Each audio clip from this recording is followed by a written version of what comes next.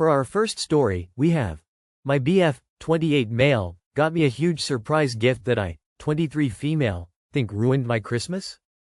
We have been together for 3 years, but this has been the first time we are financially stable enough to actually get a Christmas tree, a good haul of gifts, and decorate our apartment. This was always my favorite time of the year as a kid. I grew up in kind of an abusive family where I was forced to be an adult at a young age to take care of my siblings while my parents constantly worked and broke up and threw each other out, but everyone just seemed happy around the holidays. We both live across the country from our families and see them a few times a year for a week or so at a time. We budgeted enough to splurge a little this year, and we both started good jobs at the start of the year that gave us both bonuses. Together our bonuses are a combined $1,500, and we agree this is the firm budget for Christmas gifts, split evenly. I know it seems like a lot, but there are several things we have both gone without for a while when we were struggling for the first couple years of our relationship financially. We both desperately needed new clothes and a few other misc items. We both prepared lists of clothes, shoes, cologne, perfume, things for our apartment like a rice cooker, new bedding, some items for our dog. In total, I bought him everything on the list. I told him several times that I was so excited for our first real Christmas together, emphasis on our Christmas, and I told him over and over again how extremely romantic and intimate I thought it was going to be. In my head, we would simply have a low-key Christmas, stay in, cook a big meal, mess around in bed for most of the day and play video games or something. I felt like I communicated this clearly and we both agreed. I know for sure we talked about it and he never seemed to contest or ask for anything else. We spent the entire month of November talking about our mutual excitement and seeking out activities for us to do together, dates, board games, etc. We had a few dates planned. I don't know what came over him last night, but he decided to tell me my Christmas gift early. He spent a large portion of my gift budget on a plane ticket for my kid sister, orchestrated and planned with my parents to send her to our apartment to spend Christmas with us, and got my sister some gifts to open on Christmas morning so she wouldn't feel left out. He has a whole week planned for him, me, and my sister. All of our date ideas, but he included her. We will go see Christmas movies and Christmas lights with my sister. He got me 1 to 3 items off of my list, but none of these items were the things I needed, i.e. warm clothes, shoes, bras, a winter coat, cosmetics. We both made a lot of sacrifices this year while we struggled together, and I was looking forward to getting some items that would help me feel like me again and not like I was just in survival mode. My gift is that my sister is getting a vacation to my apartment. When he explained this to me, I just started crying. I feel so insanely frustrated. I love my sister, and we are very close, but it's because I am more like a parent to her. When I moved away and met my BF, I had some independence from this, but now something I was really looking forward to has been turned into a babysitting experience where I'm in charge of giving my sister a child's Christmas experience. I'm upset that my BF doesn't know me well enough to know that this was actually one of the worst things he could do for me. He knows I hate surprises and grand gestures. I told him this really ruined my Christmas, and it's something that can't be undone without upsetting my sister, who I feel responsible for. My BF is telling me I'm being ungrateful and that he tried his best to be thoughtful, but I can't shake the feeling that this was the last thing from thoughtful. Can someone please offer some insight? That's the end of our first post. Let's see what the commenters had to say. Our first commenter says, if you decide to go ahead with the sister visit, you should insist that he truly makes it a gift to you. He needs to clean the apartment, prep where she'll sleep, do the grocery shopping, do the cooking, etc. He is in charge of giving your sister a Christmas experience, not you. Our second commenter says, so, I can understand your frustration, but what's really annoying me is that since he told you the surprise early, he might as well have asked if it's something you wanted in the first place before making the arrangements. I wish I knew what was best now after the fact. Part of me wants to say have him cancel her ticket, part of me wants to say embrace it, part of me wants him to still get the things on your list. I wish I knew the best solution, but I understand why you're upset, because now with every option, you are now painted as the bad guy. Our third commenter says, time to start returning all the gifts you bought him so you can afford underwear. Merry Christmas to your sister, I guess. For our second story, we have, how do I stop my brother's dead girlfriend's mom, 55 female, from ruining my 26 female wedding if he, 23 male, brings his new girlfriend, 21 female. TW. Saw, Cancer, Death. I, 26 female, am getting married in a year. This will be relevant later. 2 years ago, my family experienced 2 devastating losses within 3 months that we are still healing from. First, we received news that after a 2-year battle with cancer, my dad, 52 male, only had 2 months left to live. My brother, Zach, 21 male at the time, got special leave from the military to come home for us to go on one last family trip while our dad was still healthy enough to do so. We set out to our dad's favorite city, with plans to make some final happy memories and drink like it was the end of the world. In a way, it was. Exactly 1 day into that trip, my brother got a call from a college friend. His girlfriend, Ellie, 20 female, on and off since they were 15, had been sexually assaulted and murdered her first week back at school. It was horrific, and the rest of the time was spent consoling my brother, staying in constant contact with Ellie's mom and stepmom, while still pre-grieving the loss of our father. Words cannot express the pain to those who have not experienced it, and those who have need no explanation. For context, Zach and Ellie were in crazy, stupid love.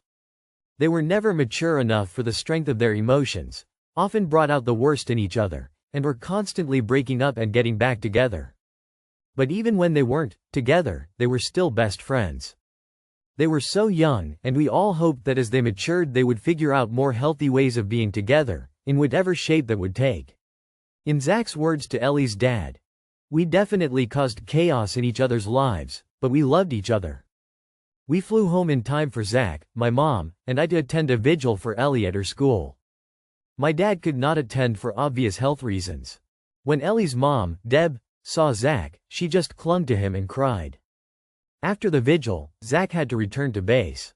The last time he ever saw our dad is when he hugged him goodbye. 2 months later, I dropped out of my graduate program for a semester to help my mom with my dad's end-of-life care. When it became apparent that he didn't have much time left, Deb, Ellie's mom, stepped up to plan my dad's celebration of life so that we could focus on caring for him. Deb is one of those people who knows everybody, so she was able to put together a perfect party in short order. We were incredibly grateful, but we were also aware that she wasn't doing it for completely selfless reasons. The timing worked out such that my dad's celebration was the Friday after he passed, and the following Saturday would have been Ellie's 21st birthday. Deb was throwing a big memorial birthday bash for her. Remember, this is less than 3 months since she lost her daughter, and her grief was still incredibly fresh. Planning my dad's celebration ensured that Zach would be able to attend both. Yes, the timing was serendipitous, but Deb's involvement was at least partly opportunistic. We were fine with it. She helped us so much that her motivations didn't matter. This is when things start to get tricky, though. On Ellie's birthday, Zach and a few friends first went to dinner with Ellie's dad before going to Deb's party. Deb and her ex are on bad terms, only made worse by Ellie's death. When they showed up late to Deb's party, she made sure to say something about it. When Zach flew back to base, Deb got overly involved in his life from a distance. She would send gifts, got him a Sam's Club membership, etc., until Zach finally had to ask her to stop because it was making him uncomfortable. A little under a year after Ellie's death, Zach started dating someone from his base, Rachel. We love Rachel. She keeps Zach focused. She's smart, responsible, and friendly. She also lost her dad at a young age, so she has the experience to understand what Zach is going through. They've been together for over a year at this point and are already talking about getting married. I know it sounds early, but military marriages are often pretty quick. But when they started dating, Zach was terrified of Deb finding out. On a phone call with my mom, she made the comment along the lines of, "Don't think I'm not aware of that girl." While I understand wanting to keep your daughter's memory alive, Zach was now 22 at that point. Deb was not allowed to be angry that he wasn't staying celibate for the rest of his life, and both my mom and Zach had to have conversations with her about it. A few months ago, I attended an event for Ellie's would-be 22nd birthday. This time it was a fundraiser in Ellie's honor. Zach was on base, out of state, and could not attend it because he was still recouping the extra leave time he got from the ill-fated family vacation 2 years ago. Deb brought up how disappointed she was at Zach's absence twice. This brings me to my problem. I'm getting married next year. After everything Deb did for my family, and the traumas we've been through together, of course she's invited. On top of planning the celebration, she still checks in on my mom. She never misses with Father's Day, my dad's birthday, or his death day. But Zach will be bringing Rachel, and I don't want Deb to make either of them uncomfortable. I don't know if I can trust her not to make some comment about him missing Ellie's fundraiser, or overwhelm Rachel with stories about how perfect Zach and Ellie were. I need advice on how best to navigate this situation. How do I set boundaries here that will keep the peace and protect my brother without offending Deb? Edit. To those whose only suggestion is to not invite her, please stop if that is your only advice. If her behavior indicates a problem, I'm prepared to make that decision. What I'm asking for here is advice on how to navigate difficult conversations that would allow me to avoid that outcome. My brother of course comes first, but this woman is a family friend beyond just being Ellie's mom, and I care about how my actions impact her. Thank you to all who have contributed helpful advice. That's the end of our second post. Let's see what the commenters had to say. Our first commenter says, OP, is there a friend, cousin, or whomever who can keep an eye on Zach and tactfully run interference if required? If Deb starts having a breakdown, maybe steer her gently to a quiet place, get her water and tissues, and be understanding. Our second commenter says, I think you need to be direct with Deb. Tell her if she thinks she can't handle seeing your brother with another woman, you won't be offended if she doesn't come to your wedding. She has a year to think about it. And make it clear that this is your day and he is your brother and that relationship comes first for you. Our third commenter says, Hi Deb. I'm addressing my invitations for my wedding right now and you are invited. I'm letting you know now that my brother's girlfriend Rachel is coming too. Is that going to be too painful for you? I wanted to give you some warning so you wouldn't be surprised on the day. Love you. For our last story, we have my 33 female husband, 34 male, played a cruel prank on our son. How do I get him to make this up to him? We have been married for 8 years and have a 7-year-old son. They are both truly joys in my life and we get along well most of the time. We have a tradition that a week before Christmas, we would open a present early. Our son has been talking on and on about how he wanted the PS5 Pro and I assumed that my husband would get that covered as I already spent my money on other Christmas gifts for him and the rest of our family. Our son opened the big box that was presented and the box said PS5 Pro. The weight was even pretty similar to a box with the PS5 Pro. When he opened it up though, all he saw were rocks and a t-shirt that said Link Dad. I was furious but my husband was laughing and said that he used his friend's PS5 Pro box to pull off this prank. I insisted he make this up but he fired back and said THST our son should be grateful at all that he gets paid attention to as many fathers are deadbeats. How do I get him to make this up to him? That's the end of our last post. Let's see what the commenters had to say. Our first commenter says, other fathers are deadbeats. Wow, what a great dad. He's not a deadbeat. He pays attention to his son. I don't like pranks like this. The only outcome is that the kid is sad and the dad laughs. Number 1, dads don't do pranks like that. I would return the gifts for the husband and get your son the PS5 from the money. I mean your husband should be grateful that you're paying attention to him. He doesn't need a gift. Our second commenter says, return any gifts you got your husband and buy your son a PS5. Then give your husband a box with a stupid t-shirt and some rocks. Our third commenter says, is the PS5 coming later? That's all for today. If you enjoyed, please leave a like and subscribe.